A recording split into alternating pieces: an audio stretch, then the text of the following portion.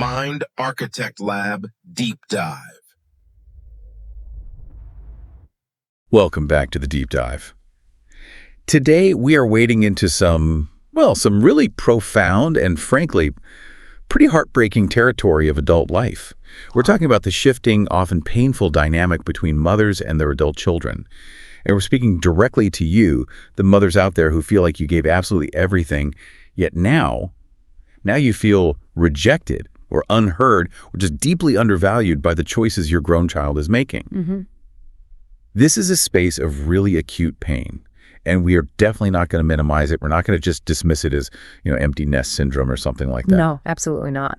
The sources we've gathered for this deep dive, they really speak to the visceral, almost agonizing reality of watching your child struggle or stray from the path you hope they take. Or maybe they just pull away right when you thought the foundation of your relationship was, unbreakable. That's exactly right.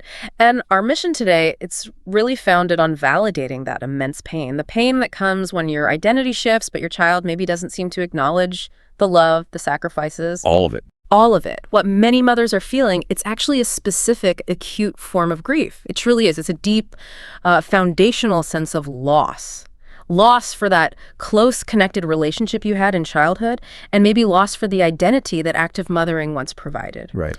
So we're not just talking about worry here. We are validating that experience, but we also want to provide a precise, targeted psychological framework for why this friction is happening. And maybe most importantly, offer a practical path forward towards internal peace and hopefully a better redefined relationship. And we're starting right there with that validation, because the sources, they use this incredibly powerful phrase that really resonated, the death of a dream. Powerful. Isn't it? That phrase just encapsulates the deep, acute heartbreak of watching a child seemingly, waste his or her life, potential, or opportunities with poor choices. Yeah. This isn't just a tough day or like a disagreement over laundry. Mm-hmm. This is a foundational shaking of the vision you held for their future, a vision you spent decades building. It is. It's a profound and intensely personal loss, not just for the life the mother imagined for her child, but also, I think, for the legacy she believed she was building. For many of you listening, this pain might manifest when the reality you expected, the stability, the career path, the responsible partner, it just doesn't materialize. It's the grief of realizing you might never have those comfortable Sunday dinners you pictured or see the professional achievements you felt they were so capable of. It's tough. Yeah, and the sources capture the singular nature of this distress so well. Yeah. We have this direct quote from one mother. She articulated this pain after her adult child made some significant financial missteps. She said, "I've been through a lot of pain in my life, but I've never felt heartbreak like I have through the poor choices of my kids." Wow. That really demonstrates just how deep these bonds go, doesn't it? This distress, it's almost like a painful measure of the love that forms the foundation of that relationship. It's agonizing precisely because you care so much. And when that pain hits, the inevitable, almost cruel internal monologue starts, right? Where did I go wrong? Oh yeah, that tape starts playing. Immediately. Was I too strict? Was I too lenient? If I had just done X differently, they wouldn't be doing Y now. That self-blame, it's just consuming. Especially, I think, for a generation of mothers who often did pause or sacrifice their own careers, their own passions, to really dedicate their primary focus to raising their children. The internal pressure to have produced a quote-unquote successful outcome is immense. It's understandable. That pressure is absolutely understandable, but that self-blame, it just becomes a trap, doesn't it? It really does. And we have to confront that self-blame directly, because the sources are very, very clear on this. A child's regrettable decisions do not automatically make you a bad parent. That's such an important point to absorb. It is. The reality is often uncomfortable, but it's true. Even good parents have children who make poor choices. We have to try and separate the outcome from the effort. Your parenting was an act of love, an investment. The choices an adult child makes are ultimately their own. They're informed by thousands of factors outside your control, their peers, the economy, their own unique psychology. So many things. So many. Continuing to blame yourself, it only adds guilt to the already, frankly, crippling anxiety. So Okay, if we're going to navigate this transition healthily, we need to understand the complexity of the pain we're feeling before we can move through it. It's not just one thing, is it? What are those different layers the sources identify? Right. It's not monolithic at all. Our sources break this down into a complex sort of three-layered experience that hits the mother all at once simultaneously. The first layer is the most obvious one, fear.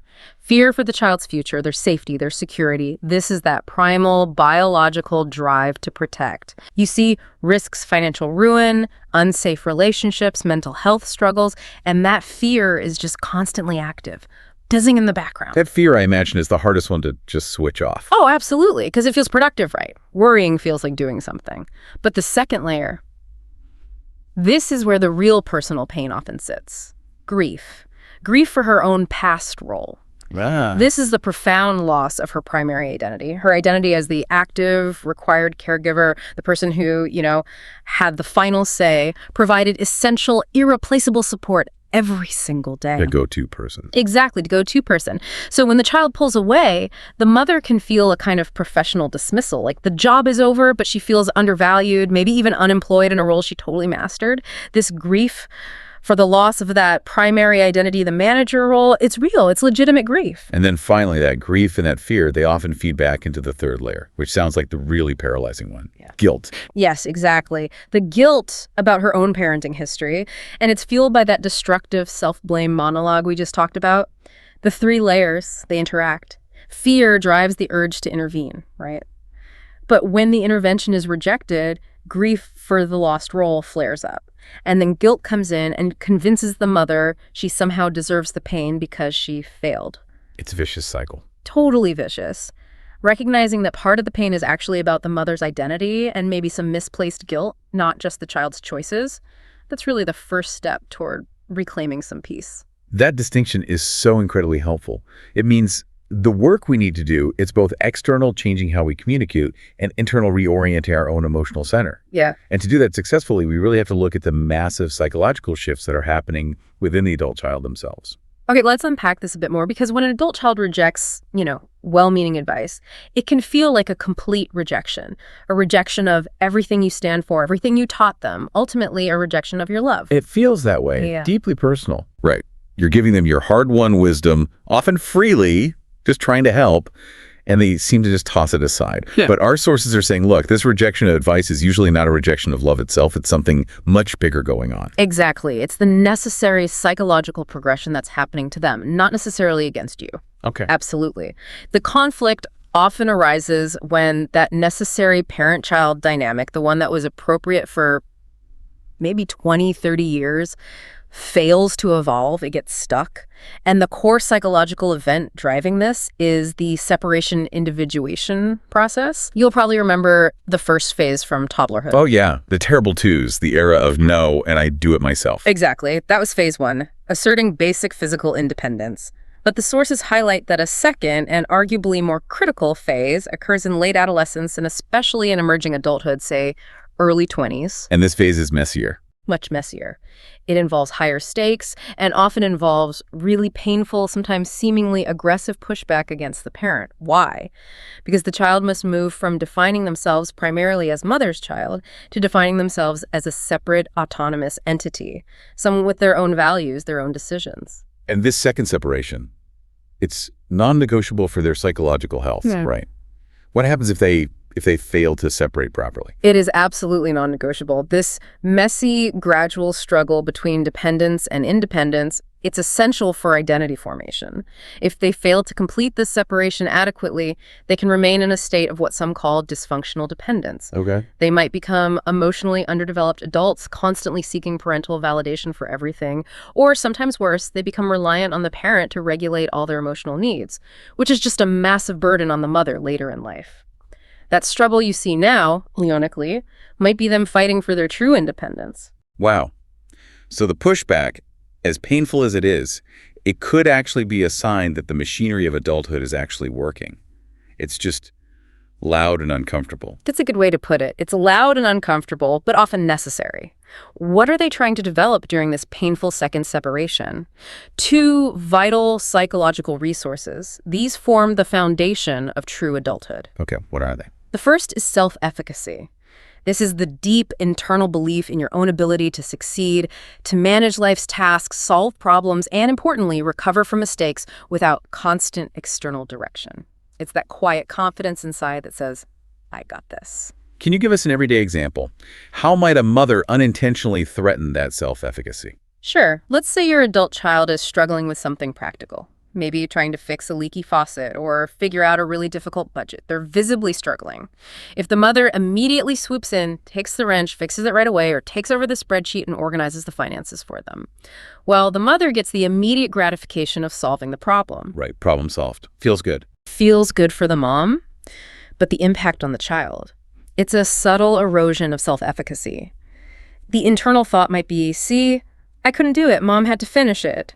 Their brain gets wired to believe they're only capable of initiating, maybe, but not executing, not seeing it through. Okay, so that's self-efficacy. What's the second resource? The second resource they need is environmental mastery.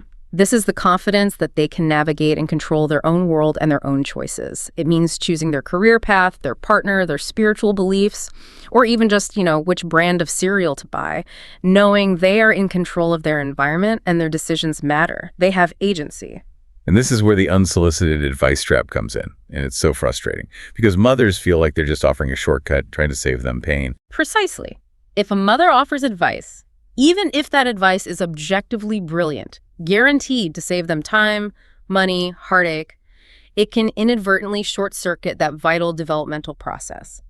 When we offer unsolicited advice, even with the best intention of saving them a headache, it's often received by the adult child as an interruption of their own problem-solving process.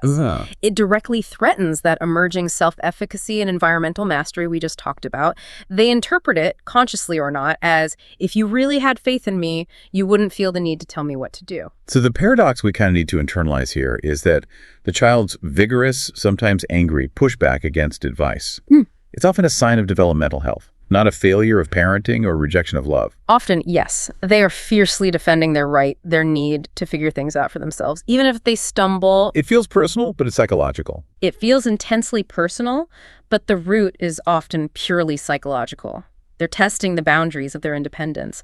And sometimes the only way to feel truly separate is to resist the primary authority figure, which is usually mom. And then if we layer on top of that timeless psychological need, the reality of the 21st century, the friction points just seem to get magnified like crazy. They absolutely do. This is a critical factor, really specific to this generation.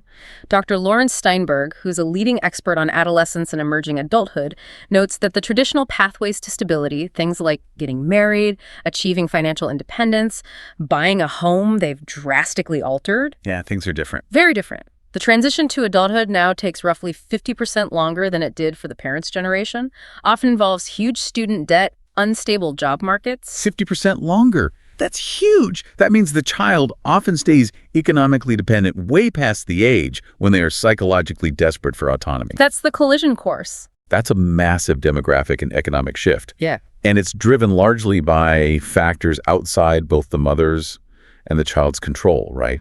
Like soaring housing costs, wage stagnation. Exactly. And this creates what our sources call the core paradox of the modern relationship. Just look at the competing realities.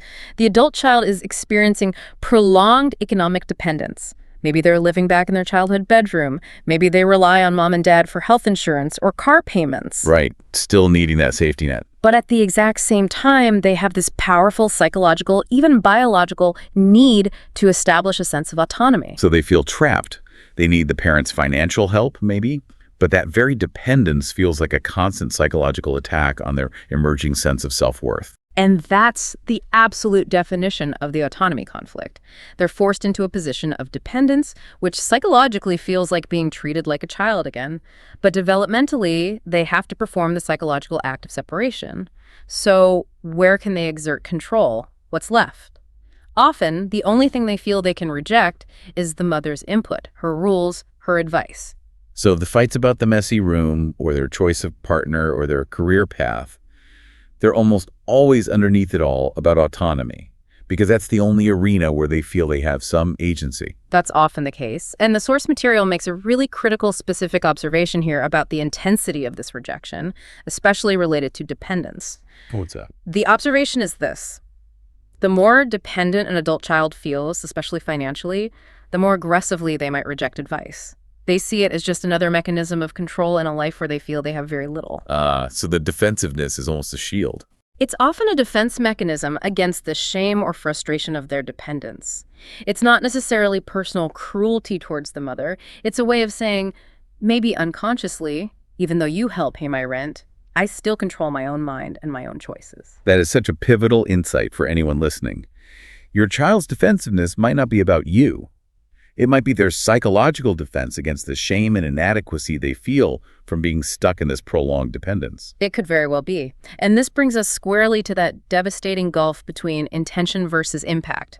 This is where communication just constantly breaks down no matter how much love is there. Okay, let's define that really clearly. Mother's intention versus the child's experienced impact. Okay. The mother's intention is almost always rooted in love or worry, or just a simple desire to protect them from making the same mistakes she made or the mistakes she sees others making. She sees a ditch up ahead and wants to use her years of experience to help them avoid it. She's coming from a place of care, active care. Absolutely. But the adult child often does not hear love. What do they hear? What do they hear? They hear judgment, they hear criticism, they often hear lectures. The moment the mother says, well, if I were you, I would, the child often translates that internally to, you think I'm failing right now and you have to step in and correct me. Even if that's not the intention at all. Even if it's the furthest thing from the intention. Unsolicited advice, regardless of how gently it's delivered, implicitly communicates, you are not capable of running your own life without my superior input. And that unsolicited advice, the sources say, it can have a really devastating impact on the child's sense of self over time. It really can. It can chip away at their core and make them feel useless and worthless. The impact is that the child goes from feeling maybe stuck or frustrated to feeling fundamentally incapable. So if the mother's intention is to solve the problem, but the impact is to wound the child's self-esteem, the mother will never get the outcome she desires. The child will instantly tune out the message and focus only on defending themselves from what feels like an assault. Right, defenses go straight up. Which brings us to that difficult moment for the mother listening. The moment to maybe turn the mirror inward a little bit. We talked about the sources showing that parents who feel totally mystified by the conflict often show very little self-reflection about their own role. If I'm a mother listening right now and I feel completely mystified and hurt, how do I even begin to recognize my own blind spots when that feeling is just so absolute? That is the essential and very difficult question, isn't it? The sources suggest the mother might first need to consider that the role she's currently occupying might be one that's partly required by her own emotional needs. Maybe the need to feel important, the need to be needed, the need to feel validated as a good parent. Oof, it's hard to look at. It is. If she's mystified, it's often because she might be speaking from the scolding parent role, that archetype. A role that implicitly demands obedience and assumes the child is in error. And the mother's failure to maybe reevaluate her role is confirmed by research as a primary driver of conflict. Absolutely. The problem is quite simple, transactionally speaking. Continuing to speak from that scolding parent position, offering unsolicited instruction, criticism, judgment, automatically forces her adult child back into the defensive, sometimes rebellious child role. Which they're trying desperately to escape. Which they are developmentally required to fight against. The mother has to realize, maybe, that she's initiating a pattern. To get a thoughtful, respectful adult response from her child, she must first try to adopt an adult posture herself, one of respect, curiosity, non-judgment. If she doesn't change her side of the equation, the child often has little choice but to respond defensively as the child. Okay, so we've established why they push back. It's this developmental, psychological imperative magnified by modern dependence. But now we have to face the really scary consequence of stepping back. That paralyzing fear that if we don't manage them, they will absolutely crash and burn. This is where it gets really interesting and I think intensely personal for listeners. We have to confront the deepest fear that underlies all this friction. Is letting go the same as letting them fail? Maybe catastrophically. That is the ultimate dilemma, isn't it? The one that keeps mothers staring at the ceiling at 3 a.m. It feels like an existential threat to the core caregiver role. The cultural consensus often says things like, let them hit rock bottom, or they need to learn from their own mistakes. This is rooted in a fundamental, philosophical, even ethical concept known as the dignity of risk. Tell us more about the dignity of risk. Why is that considered essential for adulthood? Well, this principle, it has profound applications in human development, disability rights, elder care. It holds that true adulthood, true human dignity, requires the right to make one's own choices. And crucially, the right to experience the consequences of those choices, whether they're positive or negative. Okay. If you constantly manage their world to prevent all pain, all failure, you're essentially removing their agency. You're denying them that dignity. Without the possibility of failure, there's no true independence. If the stakes are never real, the lessons are never learned in a truly meaningful, embodied way. So the argument is, if a mother constantly swoops in to prevent financial failure or emotional heartbreak or professional setbacks, she's actually denying the child their dignity and maybe paradoxically stunting their growth. That's the core argument. She's denying them the engine of experiential learning, that robust foundational process of learning by doing and then reflecting on those experiences. Conventionally, we tell parents they have to give their child the space to see how their mistakes lead to lessons they can then feel pride in learning from. That's the theory. Risk leads to learning. But wait. Okay, here's where the theory runs headlong into a mother's intuition. And that intuition often screams that rock bottom isn't some tidy classroom. It's a potential breaking point. What if the consequences are just too high? What if the failure is irreversible? Addiction, massive debt, legal trouble. And that maternal intuition, the one that fears that failure might be destructive, not just instructive, it's absolutely rational. And interestingly, it's validated by recent psychological research. We're often told the platitude, failure is the best teacher or failure leads to success. But a crucial 2024 study published by the American Psychological Association directly challenged this assumption. It found that people actually vastly overestimate the likelihood of success following a failure. Wait, really? So failure doesn't automatically teach success? According to this research, no. In fact, failure often predicts more failure, not necessarily success. Wow. Okay, that research is pretty damning to the conventional wisdom of just let them fail or tough love. So if we don't automatically learn from our own mistakes, what is failure actually doing to the adult child psychologically? The study identified a critical mechanism. Personal failure is often profoundly demotivating and ego-threatening. When we fail, especially publicly or repeatedly, we don't usually sit down calmly and analyze our missteps like a scientist. No, probably not. Instead, to protect our sense of self, our ego, we tend to tune out from our own failures. The experience amplifies feelings of shame, anxiety, and demotivation, rather than automatically delivering some clear integrated lesson. Can we elaborate on that ego threat? How does shame actually stop the learning process? Well, shame is paralyzing. Think about it. If an adult child loses a job they felt they should have excelled at, or gets burned financially by a bad investment they made, the internal monologue often isn't, I need to analyze my work habits or my stock portfolio objectively. Well, it's probably more like, It's often, I am a failure, or I am fundamentally incapable of succeeding. When the failure attacks the identity itself, the brain's priority becomes emotional damage control survival, not cool. Cognitive reflection. Wrong. The potential learning opportunity gets lost because the experience is just too painful, too fused with their sense of who they are. This is a huge, really pivotal point. It validates the mother who feels in her gut that simply walking away and allowing them to crash is a dangerous gamble. Failure alone might just break the child without teaching them anything useful. Exactly. So now we have this paradox, right? The child needs the dignity of risk to become autonomous and develop self-efficacy. But failure alone may not be instructive. It might just be damaging. So what's the resolution? The resolution seems to lie in redefining the mother's new role. Her job is no longer primarily to prevent failure, which, as we've discussed, she often can't do anyway without destroying their autonomy. Her new role shifts to helping the child metabolize failure after it happens. Metabolizing failure. Okay, I like that term. How does that new role work in practice? Yeah. Especially while trying to maintain that non-judgmental stance. Well, interestingly, the same research that shows we tend to tune out from our own failures also suggests we are quite capable of learning effectively from other people's failures. Why? Because our ego isn't threatened. Ah, okay.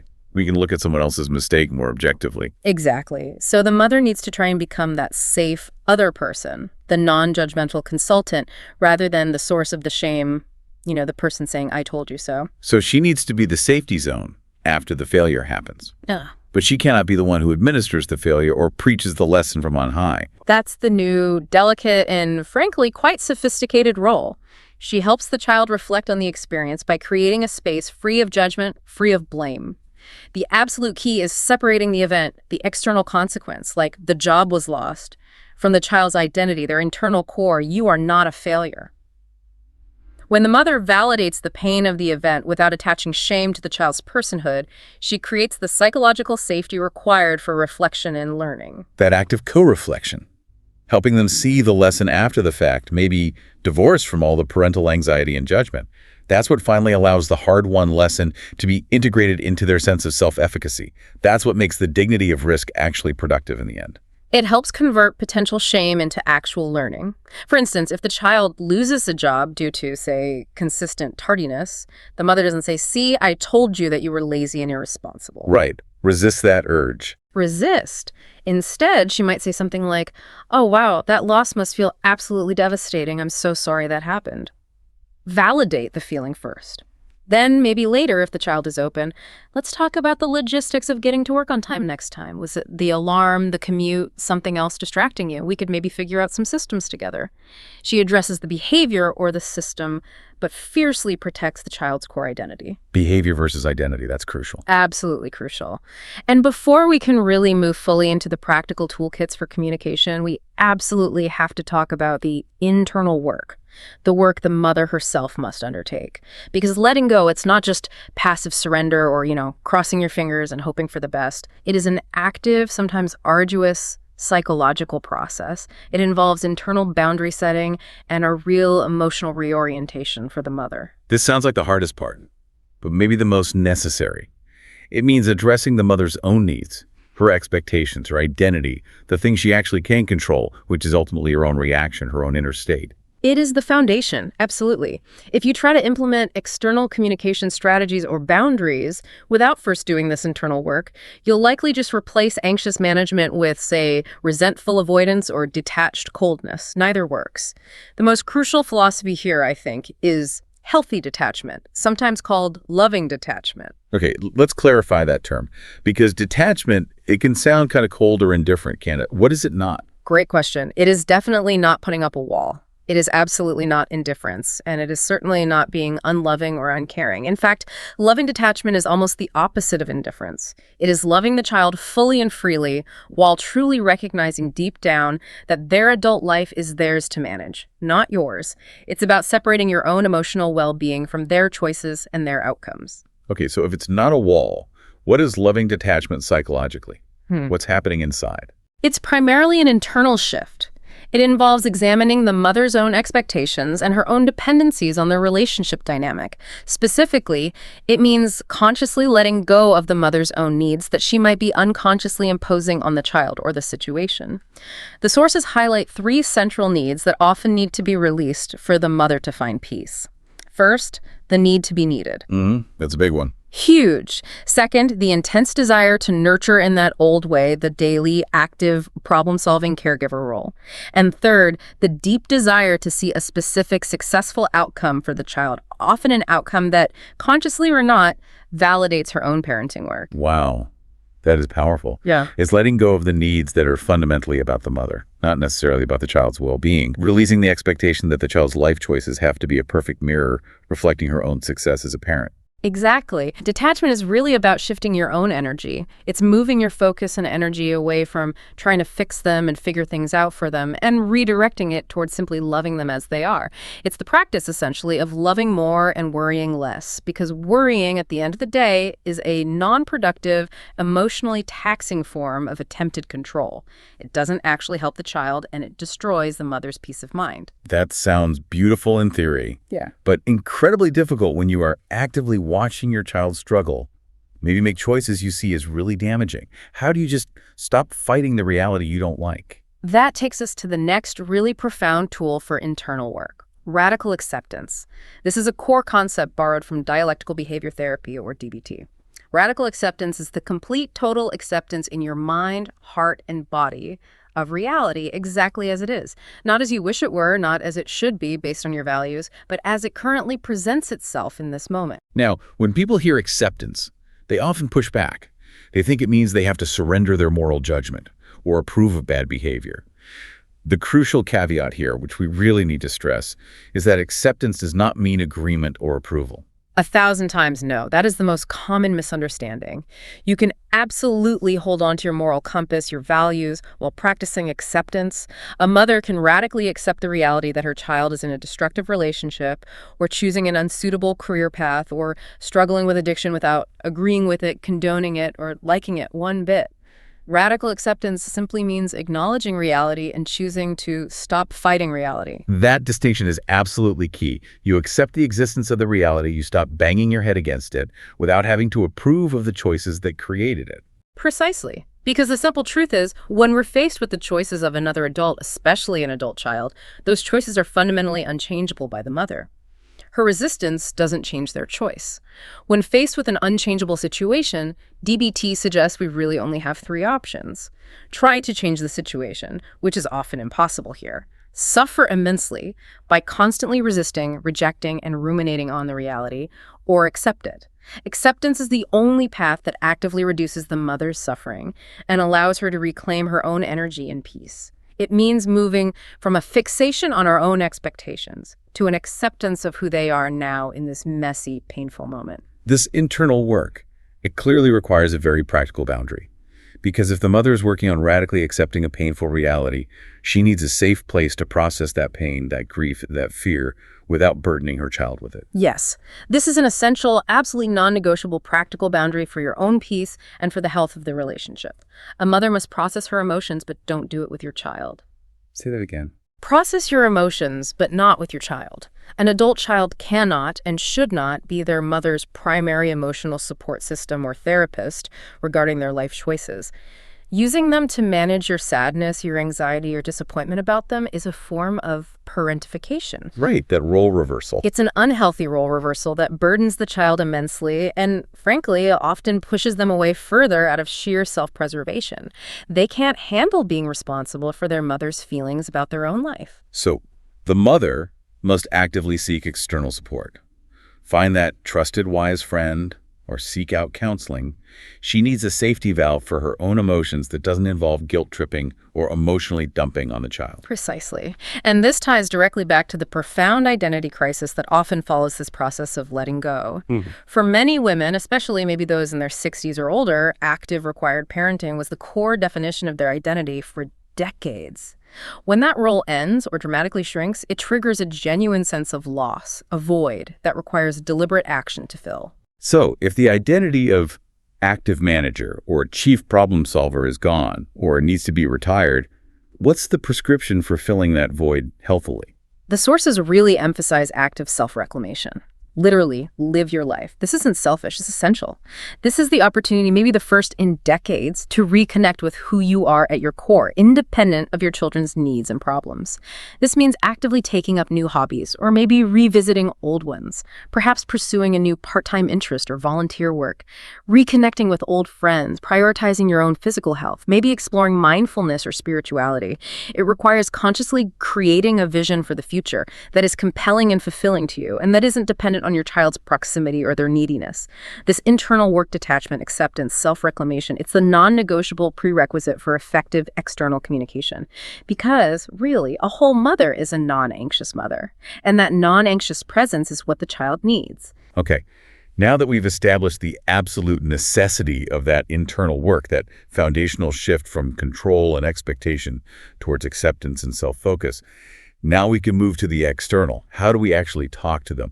We need that practical toolkit for having conversations that actually build bridges instead of, inadvertently burning them down again. Yeah. And the core idea seems to be shifting our identity in their eyes from manager to consultant. Yes. This foundational shift in how you approach the interaction is probably the most important practical change you can make.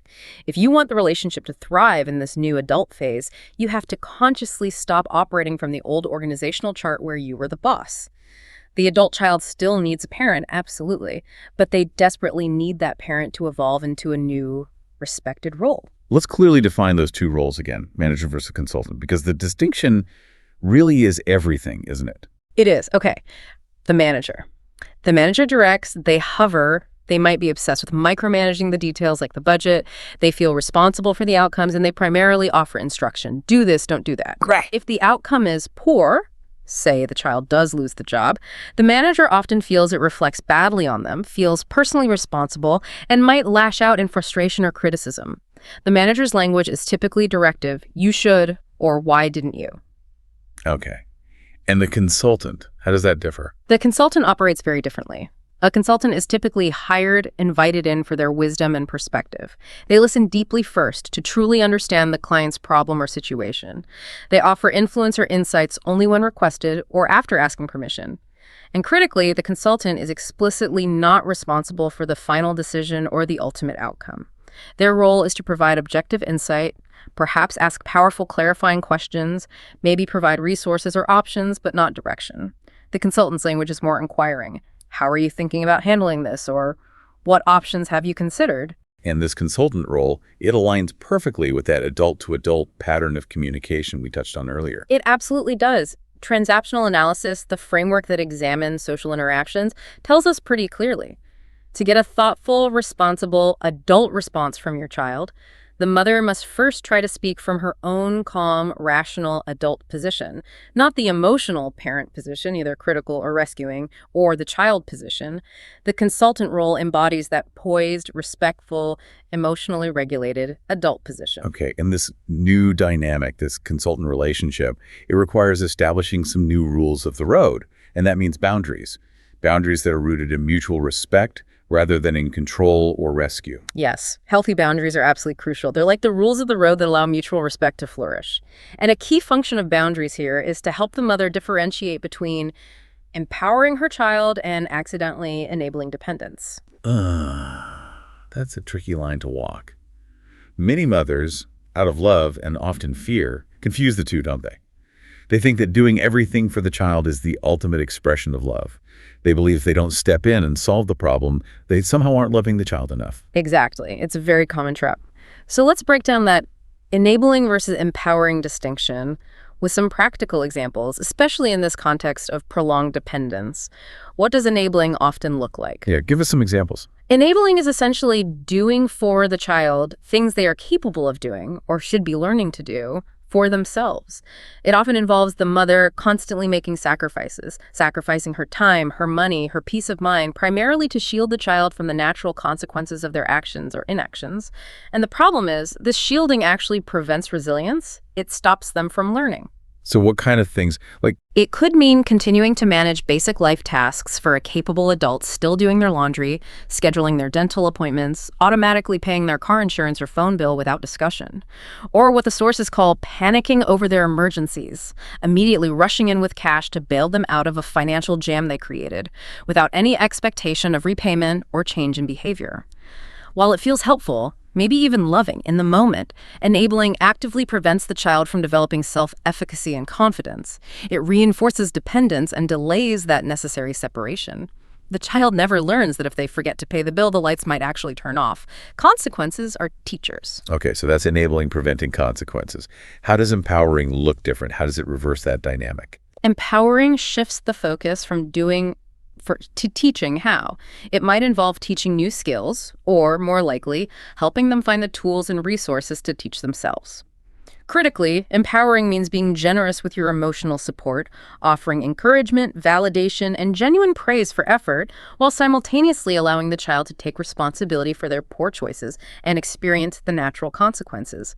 When you empower, you might offer to sit down with them to create a detailed budget spreadsheet or research job-seeking resources together, but you don't write the checks or make the calls for them. The underlying message you're communicating is, I believe in you. I believe in your ability to figure this out, even if it's hard right now, and I'm here to support you emotionally while you do. That's a huge difference. Belief versus rescue. Okay, so this is the moment. The rubber meets the road. Those actual difficult conversations where the mother feels that almost irresistible, maybe even hormonal urge to jump in and fix the problem, give the advice, manage the situation. We need the unadvised method. Yes, the unadvised method. It's a structured, kind of three-step strategy designed to help you gain influence, potentially, without causing immediate offense or triggering defensiveness. It consciously flips the script on the mother's natural impulse to lecture, instruct, or take over. Okay, step one, listen to understand. not to reply. You mentioned this earlier. It sounds simple, but it's probably the hardest psychological shift for someone used to being the manager. The goal here is true active listening. It is hard because it requires suppressing that urge to jump in. Active listening isn't just being quiet while they talk. It's a set of specific discipline skills. First, the sources strongly recommend pause before speaking. Okay. When they finish making a point, or even pause mid-thought, take a deliberate mental second. Just a beat or two. Breathe before you react. This tiny pause does wonders. It prevents you from immediately jumping into that scolding parent or fix-it mode. Use that pause to consciously reflect. What does my child actually seem to need from me right now? Is it a concrete solution, or is it more likely just a listening ear and some emotional validation? 9 times out of 10, it's the latter. Okay. Pause and assess the need. And during that listening time, the goal is to draw them out gently, not to interrogate them with your own agenda. Exactly. So the second technique is ask open-ended questions. Resist those yes-no questions that often just seek confirmation of your worst fears, like, are you really going to drop out of school now? Instead, ask questions that require more detailed, reflective answers, questions that actually encourage the child to do their own problem solving. Try things like, wow, how are you feeling about that situation right now? Or, that sounds tough. What do you think you might do next to try and address that obstacle? You're guiding them towards their own solution, not imposing yours. And the third technique for active listening, which seems so critical for making the adult child feel genuinely heard and respected, is to reflect and validate the feeling, not necessarily the problem itself. That's the golden ticket right there. You show that you've truly received their message by summarizing or reflecting back the feeling they expressed, or the feeling you perceive underneath their words. Use phrases like, okay, so it sounds like you're feeling completely overwhelmed by trying to balance work and school right now. Or, wow, that sounds incredibly frustrating that your boss isn't listening to your ideas. This proves you are hearing their inner experience, not just waiting impatiently for them to finish talking so you can jump in with your brilliant fix. And alongside that, you must consciously resist the urge to fix it for them. Let them know that feeling unsure or upset or frustrated is absolutely okay. Sometimes just being that calm, non-judgmental witness to their struggle is the most powerful act of support you can offer. It says, I trust you to handle this. Okay, so step 1 is listen, pause, ask open questions, validate feelings, resist fixing. What's step 2 of the unadvised method? Step 2, ask for permission. This is what one source called the golden key to offering influence without causing offense. This single step completely removes the unsolicited element from advice, and it instantly validates their autonomy. Right. It puts them in the driver's seat of the conversation. Totally. This step is pretty much non-negotiable if you value building mutual respect. The rule is simple. Never offer advice, opinions, or solutions unless they have explicitly requested it, or unless you have asked for and received clear permission first. By asking, you immediately shift the power dynamic. You're giving the adult child control over whether or not they hear your input, which honors their autonomy and counterintuitively often makes them more receptive to actually hearing what you have to say if they grant permission. What are some of those magic phrases for asking permission, especially when they're clearly venting about a problem or a dilemma? Frame it with respect and acknowledge their struggle first. You could try something like this. Wow, it sounds like you're in a really tough spot with that. Are you mostly just needing to vent right now, which is totally fine? Or would you be open to hearing my perspective on something similar I went through? Or you could say, I actually have some experience in that area, and I might have a resource or an idea that could potentially help, but I absolutely don't want to overstep. Would you like to hear my thoughts? Or would you rather just keep processing it yourself for now? The moment you give them the clear right to say no thanks, you disarm their defensiveness. And critically, you must respect their answer. Even if it's a firm, no, I just needed to vent, don't push it. Respect the no. Okay. Now, finally, step 3. Let's say permission is granted, or maybe the conversation is about setting a boundary that affects the mother directly, like finances or house rules. How should the advice or concern be framed? We need to use I statements. Yes. This is all about framing your truth in a way that avoids blame and minimizes triggering their shame response. It's the critical distinction between you statements and I statements. You statements are inherently accusatory or judgmental. Think about how these sound. You're being so irresponsible with your money, or you're making a huge mistake dating that person, or you never call me.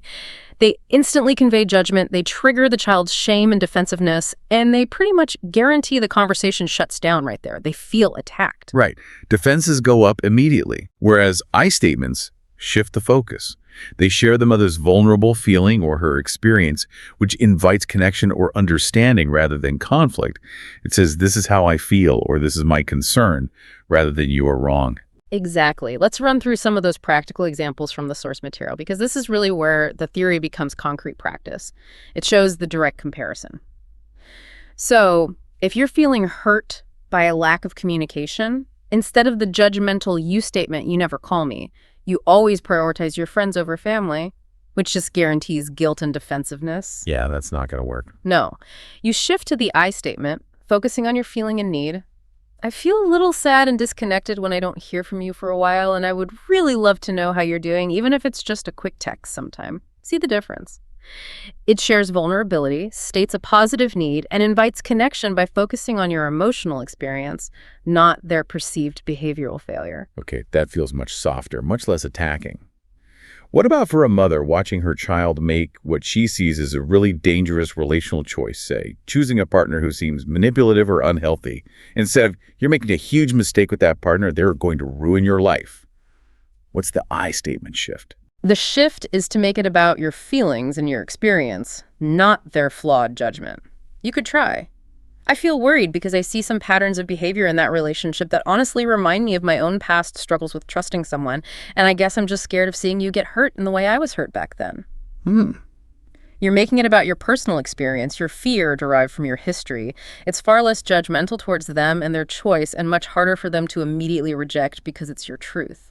It personalizes the concern without directly criticizing their choice or their partner. Okay, what about seeing massive financial struggles instead of the classic, you are being so irresponsible with money, you just spend it like water? How do you frame that concern? Again, focus on your anxiety about their well-being and security, not their character flaws. You could say something like, I find myself feeling anxious when we talk about finances sometimes, mostly because your long-term security and well-being are just so important to me. I think I would feel much better and less worried if we could maybe look at putting a solid plan in place together sometime. This opens the door to collaborative planning rather than just slamming them with an accusation. Focusing on your feeling and a shared goal. Okay, and finally, this is a tough one for many parents. Dealing with a child who seems stuck, maybe can't seem to get motivated or get started on their goals, instead of the demanding, what is your game plan? You need to stop wasting time and just get a job already, which sounds like pressure. What's the empowering I statement? You shift from demand to belief. Try something like, I really believe in you and how smart and capable you are. I'm always here to listen to any ideas you have, or just talk through any frustrations you might be having about figuring out this next step. This empowering statement is key. It replaces criticism with expressed confidence. It feeds their self-efficacy rather than tearing it down. It's the profound difference between a manager demanding results and a consultant offering belief and support resources. These shifts are subtle, but sound incredibly powerful. This whole transition, this new dance, as our sources called it, sounds incredibly difficult. It requires constant conscious effort, doesn't it? And it seems natural that mothers would still feel waves of sadness and grief for the old, maybe simpler relationship as they try to negotiate this new, more equal, respectful one. Oh, absolutely. That grief is a real and valid part of the process. It should be acknowledged, felt, and processed ideally through that external support system we discussed, not usually with the child themselves. But the key takeaway, I think, from this entire deep dive is really recognizing that central paradox. The thing the mother often clings to most tightly, her old familiar role as manager, protector, director of operations, that very role is often the primary obstacle preventing her from achieving what she truly desires most. Which is usually a close, connected, loving adult relationship with her child. So by intentionally stepping back, by choosing radical acceptance of who they are now, Right. by letting go of the need to control the outcome, she's actually stepping into the possibility of a new, more authentic closeness built on trust and respect. That's the potential payoff. That's the reward for doing this immense, often painful internal work. The hard work of detachment, acceptance, and consciously shifting from manager to consultant opens the door to a potentially healthier and more equal relationship.